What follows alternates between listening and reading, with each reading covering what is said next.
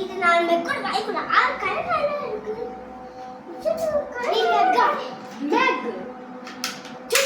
நான் மெக்கில இப்ப நான் மெக்கோட வாய்க்குள்ள பண்ணா இப்ப நான் அது ரோபோ மெக்கா அது உங்களுக்கு தெரியாத அந்த விஷயம்.